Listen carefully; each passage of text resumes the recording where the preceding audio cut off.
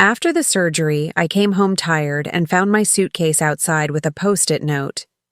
"It's just the three of us now. Find somewhere else to stay. Signed, your daughter-in-law." I simply called the bank and froze the credit cards. "I'm glad to have you here. Follow my story until the end and comment the city you're watching from, so I can see how far my story has reached." My hands trembled as I read the note again, hoping the words might somehow rearrange themselves into something less cruel. The afternoon sun beat down on my weary body as I stood there, still in my hospital clothes, staring at the house I had called home for the past 3 years. I knocked. Of course I did.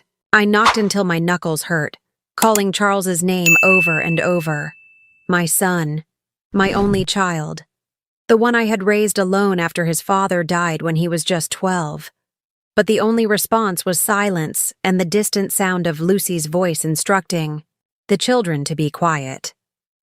Eventually, a curtain moved slightly, and I caught a glimpse of my 8-year-old grandson's face before Lucy yanked him away. The curtain fell back into place, and that's when I knew they really weren't going to let me in. I sat down on my suitcase, trying to make sense of it all. 3 years ago, after Harold passed away, Charles and Lucy had suggested I sell my house and move in with them. "Mom, it makes perfect sense," Charles had said. "You'll help with the kids.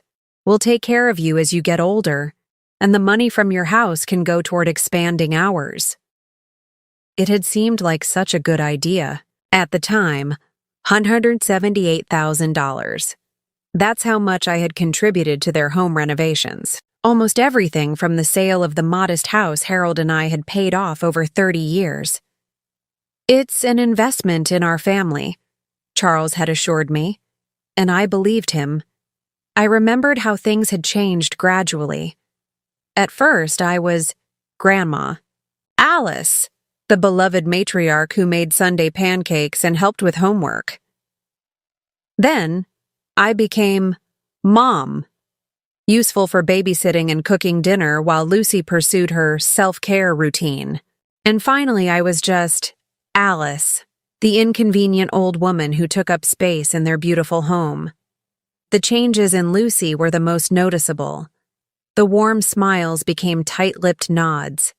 The "thank you for watching the kids" became "that's what grandmothers are for." The invitations to family outings slowly dwindled until I was just the babysitter they left behind. I pulled my phone from my purse and called Charles's number. Straight to voicemail. I tried again. Same result. A text message would have to do. "Charles, I'm outside the house. I just had surgery. Please let me in." I watched the message change from delivered to read. No response came. The afternoon sun began to set, and with it, the reality of my situation sank in. I was 68 years old, recovering from gallbladder surgery, with nowhere to go. The hospital had discharged me with instructions for home care, never imagining home would no longer exist for me. As the evening chill set in, I finally accepted that no one was coming to open the door. With shaking hands, I pulled the handle of my suitcase up and began walking. Each step sent pain through my abdomen where the surgical incisions were still healing. I had $43 in my wallet, enough for a cab at least. But to where? A hotel would quickly drain what little cash I had on hand. My sister lived 3 states away. My closest friend, Dottie, had moved to a smaller apartment after her husband died. I stopped at a bench at the bus stop, setting my suitcase beside me. An overwhelming sense of betrayal washed over me, bringing tears I couldn't hold back. How could Charles do this? The boy who once made me Mother's Day cards with glitter and told me I was his hero. The young man I'd worked 2 jobs to put through college. My son and Lucy. I had tried so hard with Lucy. respected her parenting decisions, never overstepped, helped whenever asked. I thought we had built a relationship, if not of love, then at least of mutual respect. The cruelty of the timing wasn't lost on me. They had waited until I was at my most vulnerable, fresh from surgery, to discard me. Had they planned this all along? Was I just a convenient source of childcare and money until I became too much of a burden? As the streetlights flickered on, I pulled out my phone again and scrolled through my contacts. My fingers hovered over Dottie's name. We had been friends for over 40 years, through marriages, children, and now widowhood. If anyone would understand, it would be her. The phone rang 3 times before her familiar voice answered.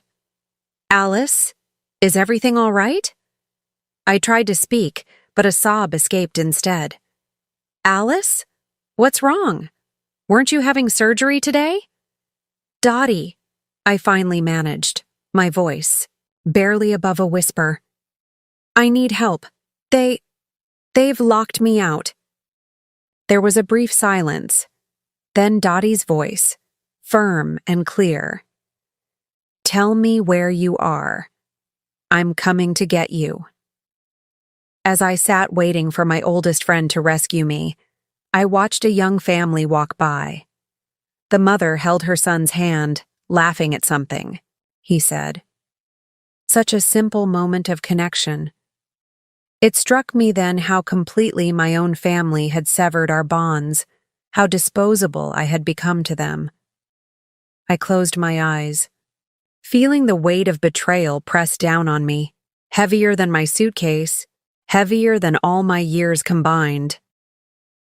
Dottie's spare room wasn't much, just a twin bed, a small dresser, and a reading lamp. But that night, it felt like a sanctuary. My surgical incisions throbbed as Dottie helped me settle in, her face a mask of contained fury. "I can't believe Charles would do this," she said, arranging pillows behind my back. "After everything you've done for that boy." I couldn't either, but the evidence was undeniable. My suitcase, hastily packed by Lucy with only some of my clothes and none of my cherished possessions, sat in the corner like a testament to my new reality. "Have you tried calling him again?" Dottie asked, handing me a cup of chamomile tea. I nodded, taking the warm mug with trembling hands. 17 times. He's read my texts but hasn't responded. Dottie sat on the edge of the bed, her gray hair catching the lamplight. We'd been friends since our 20s, back when we were both young mothers figuring out how to balance work and family. She'd been there when Harold died, and now she was here for this, my unceremonious eviction from my son's life. "You need to rest," she said firmly. "Tomorrow we'll figure this out." But sleep proved elusive. Every time I closed my eyes, I saw Lucy's handwriting on that post-it note. Now it's just the 3 of us. The casual cruelty of it made my chest ache more than my surgical wounds. Morning came with rain pattering against the window. I checked my phone again. No messages from Charles, no missed calls, just the digital silence of abandonment. "Let's have some breakfast," Dottie said, appearing in the doorway. "Then we need to talk about next steps." Over coffee and toast, I told Dottie everything. How I'd sold my house to help Charles and Lucy, how the renovations had expanded their home from a modest 3-bedroom to a spacious 5-bedroom with a gourmet kitchen and master suite. I put in almost $180,000, I said, stirring my coffee absently. Charles said it was an investment in our future together, that I'd always have a home with them. Dottie's expression darkened. "Did you get anything in writing? Any legal agreement?" I shook my head. "He's my son, Dottie. I trusted him." The words hung in the air between us, their naivety painfully obvious now. We should check your accounts, Dottie suggested gently. Make sure they don't have access to anything else. My stomach dropped. I hadn't even thought of that. Charles had helped me set up online banking after Harold died. For emergencies, he'd said, he should be able to access my accounts, and I'd given Lucy my credit card for groceries and things for the grandkids. With shaking hands, I logged into my bank account on Dottie's tablet. Relief washed over me when I saw my savings were untouched. But when I clicked on my credit card statement, that relief evaporated. $3,200 at Nordstrom? $1,700 at some place called Sephora? Dottie read over my shoulder. When did you become such a big spender, Alice? I didn't, I whispered, scrolling through charge after charge. Designer clothes, expensive makeup, dining at restaurants I'd never heard of. All in the past 3 weeks, while I was preparing for surgery. The most recent charge had posted yesterday. $4,500 at a place called Elite Furniture Gallery. They're redecorating my room, I realized, the pieces falling into place. They were planning this, waiting until I was out of the house to replace my furniture. Dottie's face flushed with anger. Those ungrateful little... I need to cancel these cards, I cut in, a strange calm settling over me. It was the first decisive feeling I'd had since finding my suitcase on the doorstep. I need to freeze everything. With Dottie's help, I called the bank. Yes, I wanted to report card misuse. Yes, I wanted to dispute the recent charges. And yes, I wanted to freeze all my credit cards immediately. Ma'am, this will prevent any new charges from being approved, the bank representative warned. Good, I said firmly. That's exactly what I want. After hanging up, I sat back, exhausted but feeling something I hadn't expected, a tiny spark of power. I might have been thrown away like yesterday's trash, but I still had control over some things. What now? Dottie asked, squeezing my hand. I need to get my things, I said. My photo albums, Harold's watch, my mother's china, they're still in that house. We'll figure it out, Dottie promised. But first, you need to heal. Doctor's orders. She was right, of course. My body needed time to recover from surgery. But as I leaned back against the pillows, I realized my heart would need much longer. The next day, my phone rang. Charles's name flashed on the screen. My heart leapt. Perhaps he'd come to his senses. Perhaps he was calling to apologize, to beg me to come home. I answered on the second. Ring. Charles. Mom. His voice was tight, controlled. Not the voice of a remorseful son. There seems to be a problem with your credit cards. No, how are you feeling after surgery? No, I'm sorry we locked you out. Just concern about the cards. Yes, I said, surprised by the steadiness of my own voice. I've frozen them. A pause. Lucy was trying to buy groceries for the kids, he said, an edge creeping into his tone. The card was declined. Was she also buying groceries at Nordstrom and Elite Furniture Gallery? I asked. Or was that something else? Another pause, longer this time. Mom, you authorized Lucy to use those cards. For emergencies and necessities, I corrected him. Not for thousands of dollars of whatever she's been buying. I heard him inhale sharply. Look, I don't have time for this right now. Just unfreeze the cards. We can talk about spending limits later. The dismissiveness in his voice ignited something in me, a slow-burning anger that had been building since I saw that post-it note. No, Charles, I said quietly. I don't think I will. Excuse me? The surprise in his voice was almost gratifying. You've made it clear I'm no longer part of your household, I continued, each word deliberate. So I'm afraid Lucy will have to find another way to pay for her shopping sprees. Mom, be reasonable. I was reasonable when I sold my house to help you expand yours, I interrupted. I was reasonable when I watched your children every day while you and Lucy pursued your careers. I was reasonable when I cooked and cleaned and made myself useful. Where has all that reasonableness gotten me, Charles? Silence again, then. This isn't a good time to discuss this. It never is with you, I said, the truth of it settling heavily in my chest. Goodbye, Charles. I hung up, my hand trembling but my resolve firmer than ever. In the doorway, Dottie stood watching, a small smile on her face. Well, she said, look who finally found her backbone. I managed a weak smile in return. Freezing the cards is just the beginning, I said. I need to find out what else they've been doing with my money. As I spoke, a text message appeared on my phone. Charles. This is childish, Mom.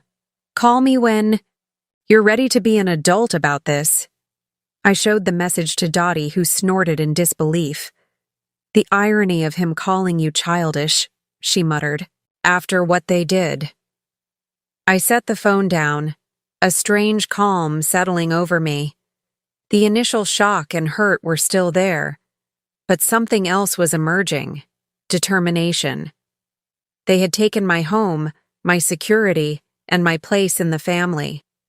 But they wouldn't take anything else from me.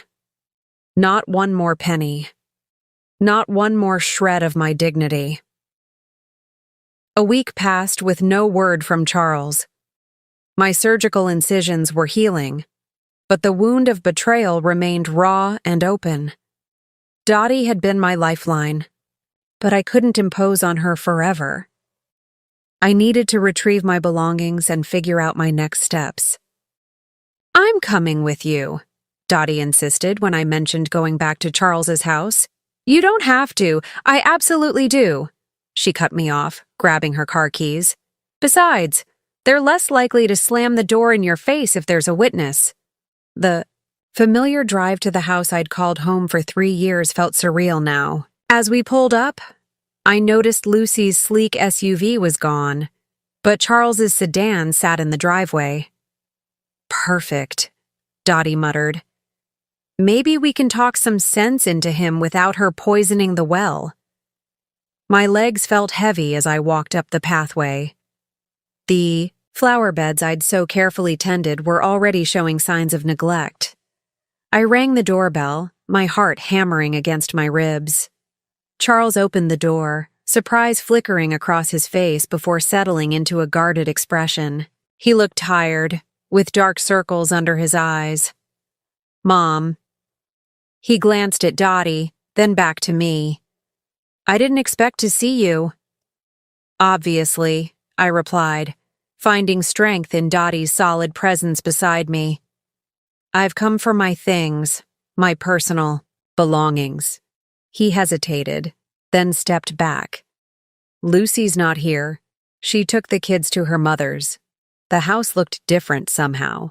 Furniture had been rearranged, and a large, modern sectional sofa now dominated the living room, presumably the purchase from Elite Furniture Gallery. My things are in the guest room, I said, starting toward the stairs. Actually, Charles said, clearing his throat, we've moved some stuff around. Lucy's using that room as her home office now. A chill ran through me. And my belongings? Most of them are in boxes in the garage, he replied, not meeting my eyes. Lucy thought it would be easier for you to pick them up that way. Dottie made a disgusted sound. How considerate of her. We followed Charles to the garage, where several cardboard boxes sat stacked against the wall.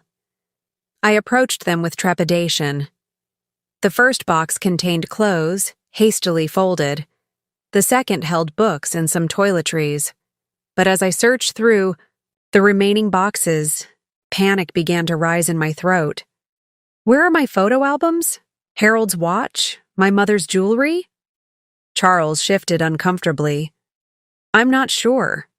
Lucy packed everything. Well, they're not here, I said, my voice rising. And what about my mother's china? The family heirlooms? Mom, calm down. Don't tell me to calm down, I snapped, surprising even myself with the force of my anger. Those things are irreplaceable. They're my memories, my history. Dottie stepped forward. Charles, this is unacceptable. Those are Alice's personal possessions. Charles ran a hand through his hair, looking more like a scolded child than a grown man. I'll talk to Lucy. Maybe. She put them somewhere else. I want to look upstairs, I insisted. Now.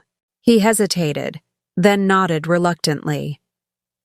I headed straight for the attic, remembering I'd stored some older belongings there. As I climbed the stairs, Charles's phone rang. He answered it in the hallway below, his voice low. The attic was dusty and dim, but I knew exactly where I'd placed my storage trunks.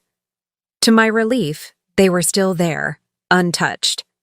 I opened the largest one and found my wedding album, Harold's military medals, and several family photo albums. At least these precious memories had been spared Lucy's purge. As I gathered what I could carry, I overheard Charles's conversation drifting up from below. No, she just showed up. Yes, with that friend of hers. I know what we agreed, but what was I supposed to do? She's still my mother. There was a pause. Lucy, that's not fair. We discussed waiting until after we sold the house to tell her about the nursing home. No, I haven't told her yet. She just had surgery, for God's sake. My blood ran cold. Nursing home? Selling the house? I moved closer to the attic stairs, straining to hear. The real estate agent said we could get at least $650,000 with the renovations. Yes, enough to pay off our debts and put a down payment on the lake house. I know Mom's money made it possible, but she agreed to invest in the property. My legs nearly gave out beneath me. They were planning to sell the house I had poured my life savings into, and move to a lake house? And they wanted to put me in a nursing home? I must have made a noise, because Charles suddenly went silent. I have to go, he said hurriedly. She might have heard me. I scrambled back to the trunk, my mind reeling. As Charles's footsteps approached the attic stairs, I busied myself with the photo albums, trying to control my shaking hands. Mom? Did, you find what you were looking for? His voice sounded strained. Some of it, I replied, not trusting myself to say more. He helped me carry down what I'd found, an awkward silence stretching between us. In the garage, Dottie was methodically going through the remaining boxes. Charles, I said finally, were you planning to tell me about selling the house? His face went pale. You heard. Yes, I heard. Just like I heard about the nursing home you've picked out for me. My voice was surprisingly steady, despite the storm raging inside me. Were you even going to consult me about any of this? Charles at least had the decency to look ashamed. Mom, it's not what you think. We just thought, with your health issues, my gallbladder surgery? I interrupted. That's hardly a reason to ship me off to a nursing home. I'm 68, not 98. It's just, Lucy thought. Lucy thought? I repeated bitterly. And you just went along with it, didn't you? Just like you went along with kicking me out of my own home. It's not your home, he said, a flash of defiance crossing his face. Your name isn't on the deed. The words hit me like a physical blow. He was right. Despite my substantial financial contribution, I had no legal claim to the house. I had trusted my son, and that trust had been my downfall. Dottie stepped in, her voice icy. "We're taking these boxes now. And Charles, I suggest you find your mother's missing valuables before we're forced to involve the authorities." As we loaded the boxes into Dottie's car, I caught a glimpse of papers on Charles's desk through the open garage door. A brochure for Sunny Pines Assisted Living lay beside what looked like real estate listings. They had been planning this for months. My eviction, the nursing home, the lake house, all of it calculated, all of it behind my back. The betrayal cut so deep that I could barely breathe as we drove away. But beneath the pain, something else was stirring, a fierce determination that surprised me with its intensity. They had taken everything from me, but they wouldn't determine my future. Not anymore. "You can stay with me as long as you need," Dottie insisted as we unloaded the boxes from her car. "I mean it, Alice. I loved her for the offer, but I knew it wasn't a long-term solution. Dottie's one-bedroom apartment was barely big enough for her, let alone a second person. Besides, I needed to stand on my own 2 feet again. I appreciate that more than you know," I told her. "But I need to figure this out for myself." The next morning, I made an appointment with the bank. Martin Geller had been my financial advisor since Harold died, and his face registered genuine shock when I told him what had happened. "I'm so sorry, Alice," he said, reviewing my accounts. "The good news is that your pension and Social Security deposits are still coming in regularly, and your primary savings account is intact. What about the money I put into Charles's house?" Martin's expression turned grim. "Without a formal agreement, it's legally considered a gift. We might be able to pursue some options, but it would be an uphill battle." I nodded, having expected as much. "Then I need to focus on moving forward. What can I afford for housing?" We spent the next hour going over numbers. My monthly pension and Social Security came to just under $2,400. Not lavish, but enough to rent a modest apartment and cover basic expenses, if I was careful. "There's also this," Martin said, pulling up another account I'd almost forgotten. "Harold's life insurance, policy that you invested. It's grown to about $42,000. A wave of gratitude for my practical, forward-thinking husband washed over me. Even from beyond the grave, Harold was still taking care of me. "That gives you options," Martin continued. "You could use some of it for a rental deposit and furnishings, and keep the rest as an emergency fund." As I left the bank, I felt a strange mixture of loss and possibility.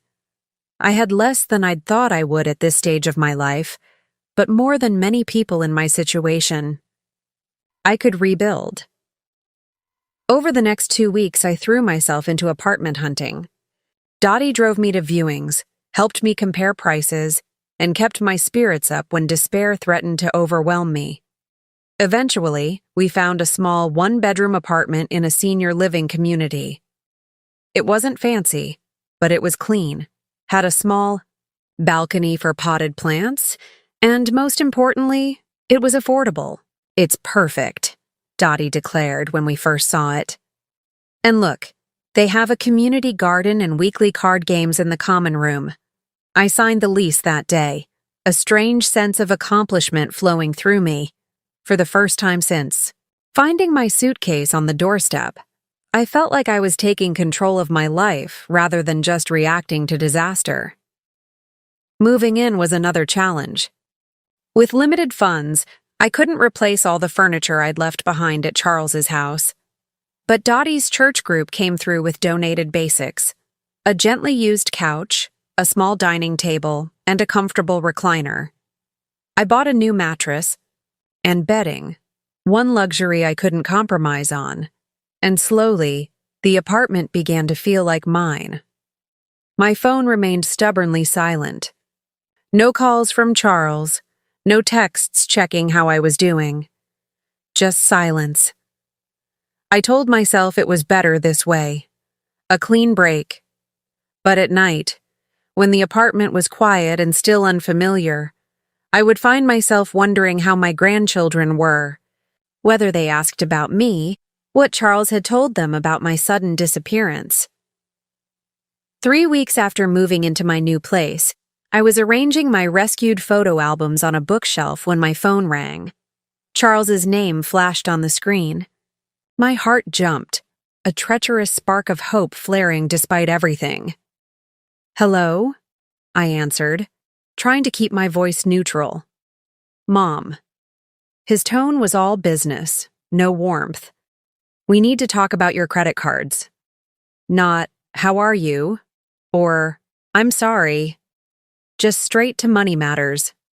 "What about them?" I asked, the spark of hope extinguishing as quickly as it had ignited. "They're still frozen. Lucy needs to buy things for the kids and—" "No," I interrupted, surprising myself with my firmness. "Those cards are staying frozen, Charles.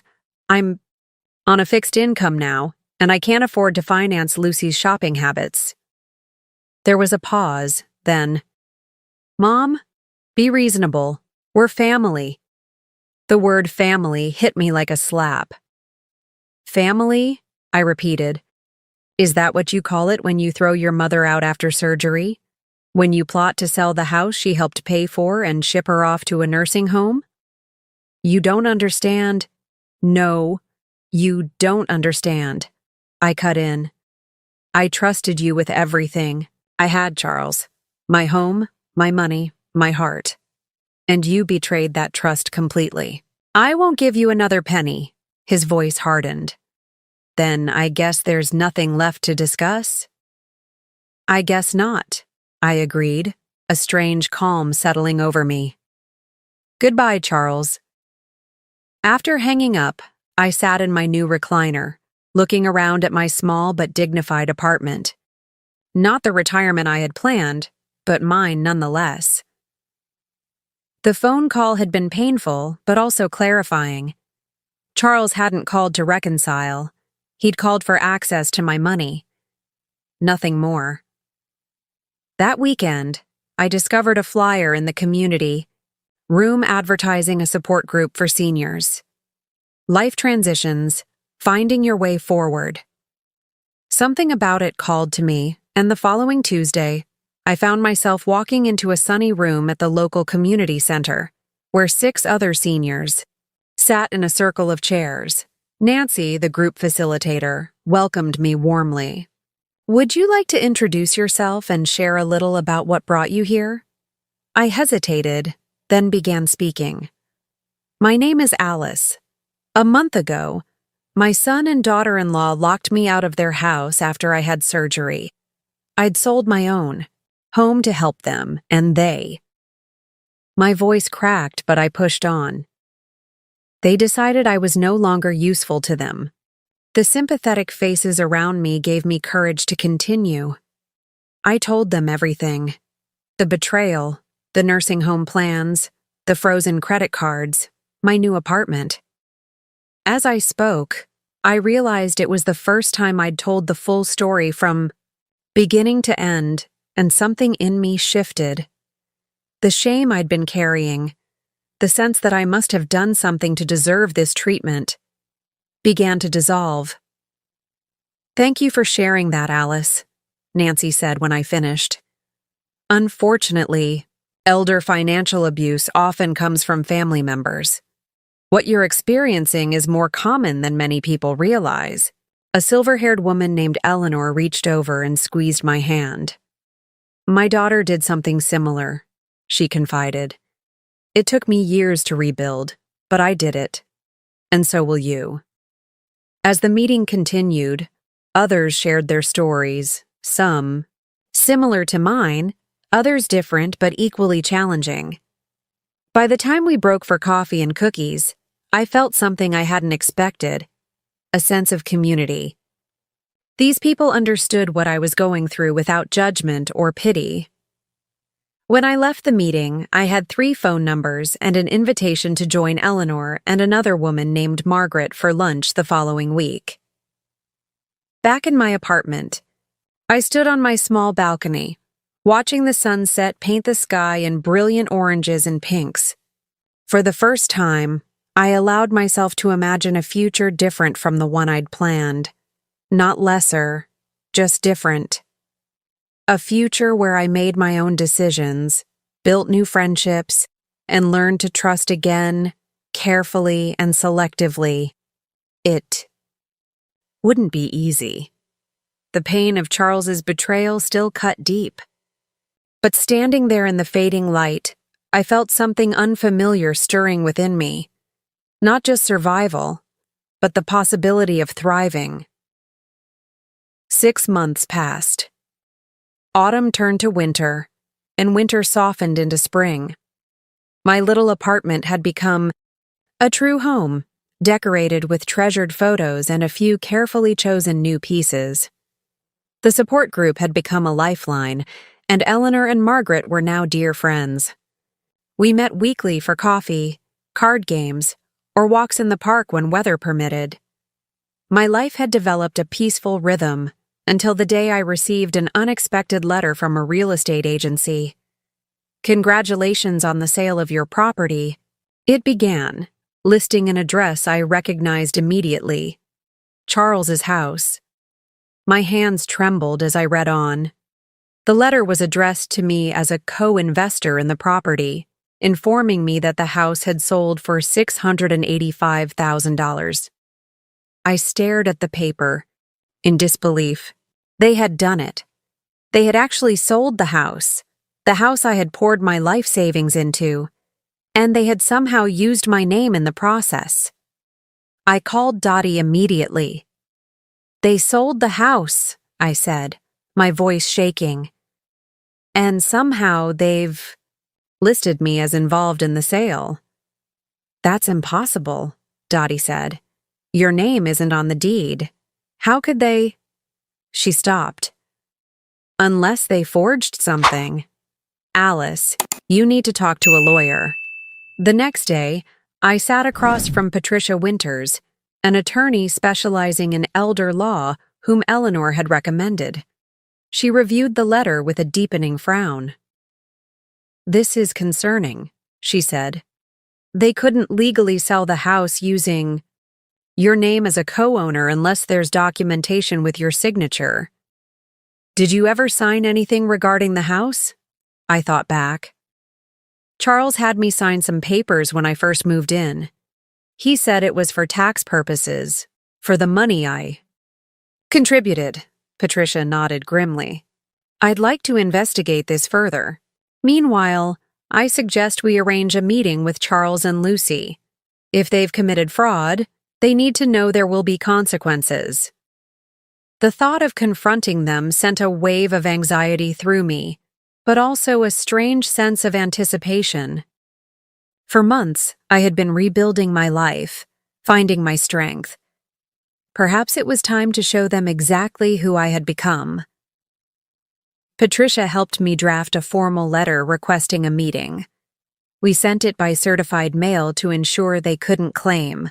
They never received it. 3 days later, Charles called. "What's this about, Mom?" he demanded, his voice tense. "Why are you involving a lawyer?" "I think you know exactly what it's about," I replied calmly. "The house sale." A pause. "That's our business, not yours." "Not according to the letter I received congratulating me on the sale," I countered. Somehow my name was involved in a transaction I knew nothing about. He sighed heavily. "Fine, we can meet, but leave the lawyer out of it. This is family business." "The time for handling things as family passed when you put my suitcase on the doorstep, Charles," I said, surprising myself with my steadiness. "Patricia will be there, and I suggest you bring your own legal representation." We arranged to meet at a neutral location, a private room at a local restaurant. I spent the days leading up to it alternating between anxiety and a strange, fierce determination. The night before, Eleanor called to check on me. "Remember," she said, "you're not just fighting for your money. You're fighting for your dignity. Don't let them see you waver." The morning of the meeting, I dressed carefully in a blue dress that Dottie said brought out my eyes, applied light makeup, and styled my hair. Looking in the mirror, I barely recognized the confident woman staring back at me. 6 months ago, I had been broken, betrayed, and homeless. Today, I stood tall, ready to face those who had tried to destroy me. Patricia picked me up, reviewing our strategy as we drove. "Let them talk first," she advised.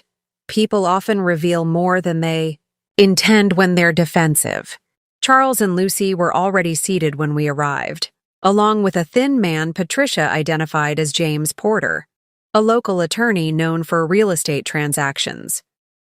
Lucy looked tense, her usual polished appearance slightly frayed at the edges. Charles wouldn't meet my eyes. "Thank you for coming," Patricia began, setting a folder on the table. "We're here to discuss the recent sale of the property at 1472 Maple Avenue, and specifically, my client's financial interest in that property." James Porter cleared his throat. "My clients maintain that Mrs. Brennan had no legal ownership of the property. Her contribution was a gift, as documented here." He slid a paper across the table. Patricia examined it briefly. "This document simply acknowledges a financial contribution. It doesn't classify it as a gift for legal purposes. Furthermore, we have evidence that Mrs. Brennan's name was used in the sale process without her knowledge or consent." Charles shifted uncomfortably. Lucy's face had gone pale.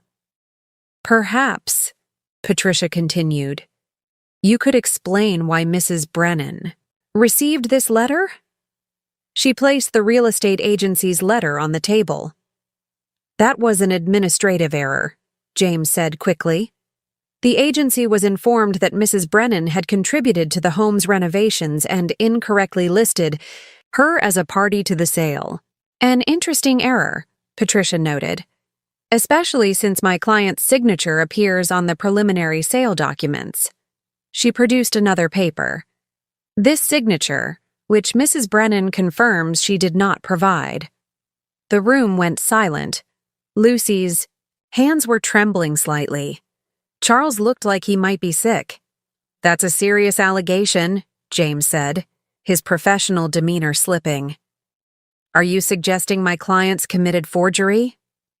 "I'm not suggesting anything," Patricia replied. "Evenly, I'm stating facts. Now we can pursue this matter through the courts, with all the public exposure that would entail. Or we can reach a reasonable settlement today." Charles finally spoke, his voice strained. "What do you want, Mom?" For the first time since entering the room, I looked directly at my son. The boy I had raised, the man who had betrayed me so completely. Something in me softened, not in weakness, but in understanding. He wasn't a monster. He was just weak, too easily led by Lucy's materialism and too willing to sacrifice his mother for comfort. "I want what's fair," I said simply. "I contributed $178,000 to that house. I want it back, with interest." Lucy made a choked sound. "That's ridiculous. That money was a gift." "Was it?" I asked, turning to her. "Was it also a gift when you used my credit cards without permission? Was it a gift when you packed my belongings in boxes and left them in the garage? Was it a gift when you planned to put me in a nursing home without my knowledge?" Lucy's face flushed. "You don't understand." "I understand perfectly," I interrupted, my voice steady. "I understand that you saw me as nothing more than a convenient source of money and childcare. And when I became inconvenient, when I needed care after surgery, you discarded me without a second thought. Charles looked down at his hands. Mom, it wasn't like that. Then what was it like, Charles? I asked, genuinely curious. Please, explain to me how a son locks his mother out after surgery. He had no answer. Patricia gently steered the conversation back to business. My client is prepared to settle for the original amount plus 6% interest, totaling approximately $188,000. Given the circumstances, I believe this is more than reasonable. James huddled with Charles and Lucy, their whispered conversation tense. Finally, James straightened up. My clients are prepared to offer $150,000 as a full settlement, he said. Patricia looked at me questioningly. I considered for a moment, then nodded. The exact amount was less important to me than the acknowledgement of what they had done. We accept, Patricia said, on the condition that the funds are transferred within 7 days and that both parties sign a non-disclosure agreement about the circumstances of this settlement. As Patricia and James worked out the details, I sat back in my chair, a strange sense of peace washing over me. Money couldn't heal the wound of betrayal, but it would secure my future, a future I now looked forward to with unexpected hope. 1. Year after being locked out of what I thought was my home forever, I stood in the kitchen of my new bakery, sweet memories, breathing in the rich aroma of cinnamon and vanilla. The morning sun streamed through the windows, casting a golden glow over the freshly painted walls and gleaming countertops. These look perfect, Dottie said, arranging a batch of blueberry muffins in the display case. I still can't believe we actually did this. I smiled, watching my oldest friend fuss over the pastries as if they were precious gems. 6 months ago, when I'd received the settlement money from Charles and Lucy, Dottie had made an offhand comment about how my apple pie could sell out at any bakery in town. What had started as a joke had grown into a serious conversation, then a business plan, and finally, this reality. I couldn't have done it without you, I told her, adjusting my apron. At 69, I never imagined I'd be opening a business, but here I was, co-owner of a small but charming bakery specializing in traditional homemade desserts. The bell above the door chimed, and Eleanor walked in, followed by Margaret and 3 other friends from my support group. It's beautiful, Alice, Eleanor exclaimed, looking around with approval. Absolutely perfect. We brought you something, Margaret said, presenting a small potted tree. It's a dwarf apple tree, for new beginnings. Tears stung my eyes as I accepted their gift. Thank you, all of you, for everything. The past year had transformed my life in ways I never could have imagined. The settlement money had given me options, but it was the friendships I'd formed that had truly saved me. The support group had become my lifeline, a circle of people who understood loss and rebuilding because they'd experienced it themselves. Our grand opening was a modest success. Neighbors wandered in, attracted by the hand-painted sign and the scent of fresh baking. By noon, we'd sold half our inventory, and by closing time, the display cases were nearly empty. I'd call that a triumph, Dottie declared as we counted the day's earnings. We might actually make this work. I nodded, too tired to speak, but feeling a deep satisfaction I hadn't experienced in years.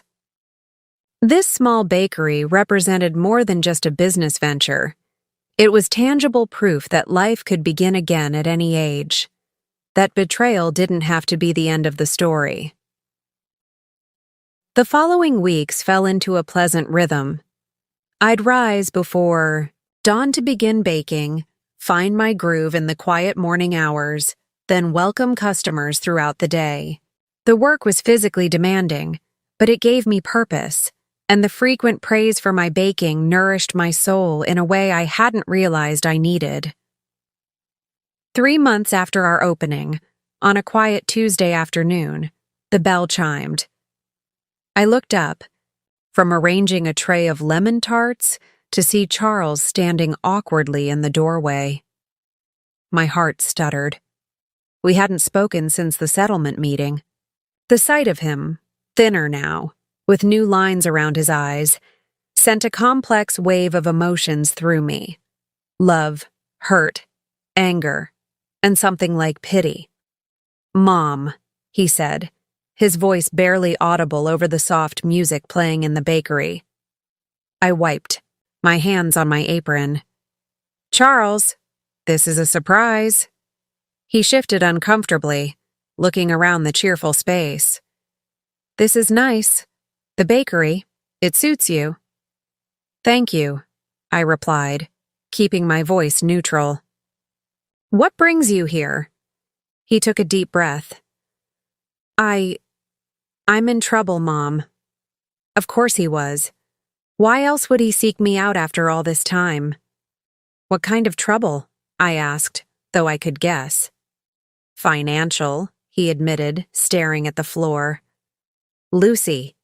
She left. Took the kids to her mother's in Arizona. The money from the house sale is gone. I don't know how exactly. Lucy handled the finances." He laughed bitterly. "Ironic, right? After everything that happened with you."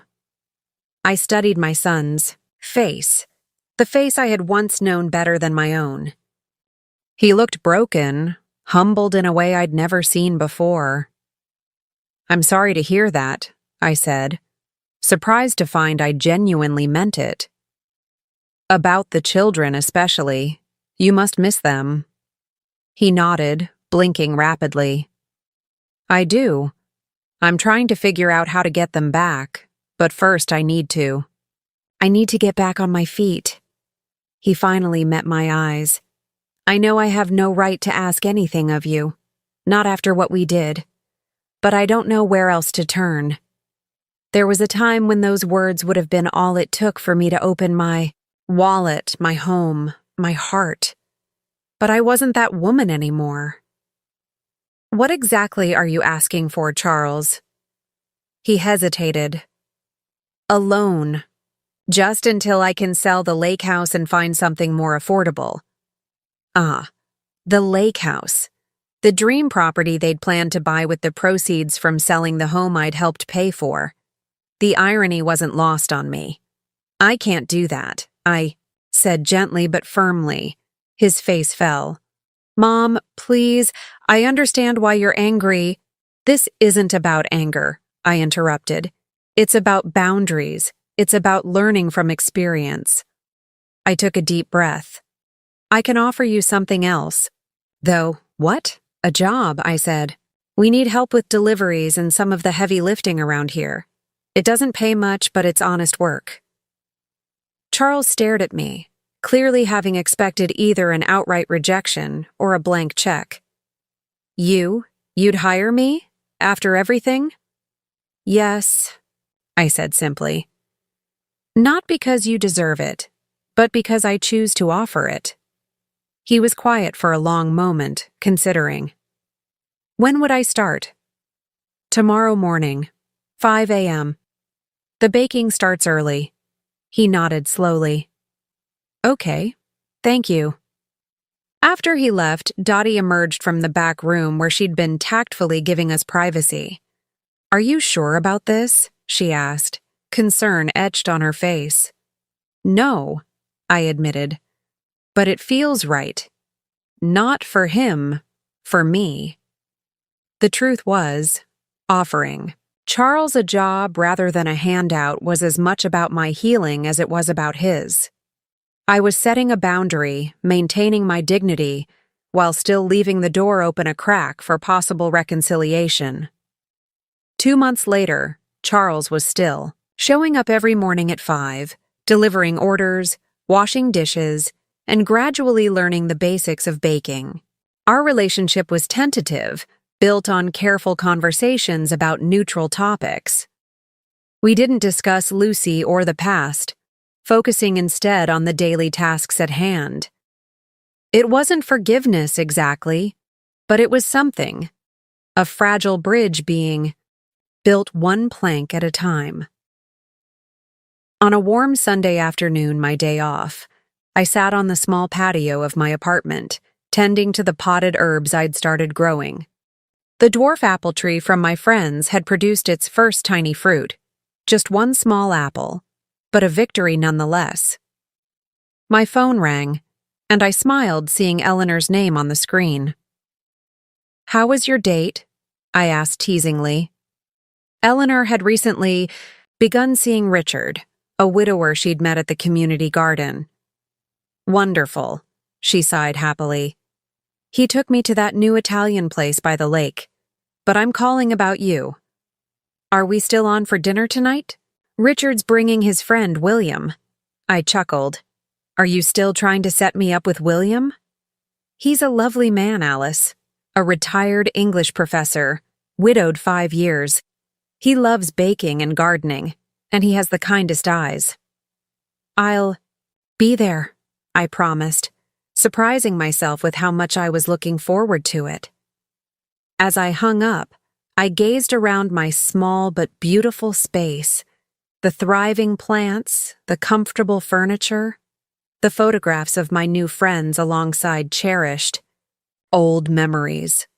None of this was what I had planned for my retirement years. It was different, unexpected, but somehow richer than I could have imagined. The betrayal that had once threatened to destroy me had instead forced me to discover strengths I never knew I possessed. It had stripped away illusions and replaced them with authentic connections. It had taken away my false security and given me real independence. I picked the single apple from my little tree, its skin smooth and cool against my palm. It wasn't perfect, slightly lopsided and smaller than store-bought fruit, but it was genuine, hard-won, and sweet with promise, just like my new life. Now I'm curious about you who listened to my story. What would you do if you were in my place? Have you ever been through something similar? Comment below. And meanwhile, I'm leaving on the final screen 2 other stories that are channel favorites, and they will definitely surprise you. Thank you for watching until here.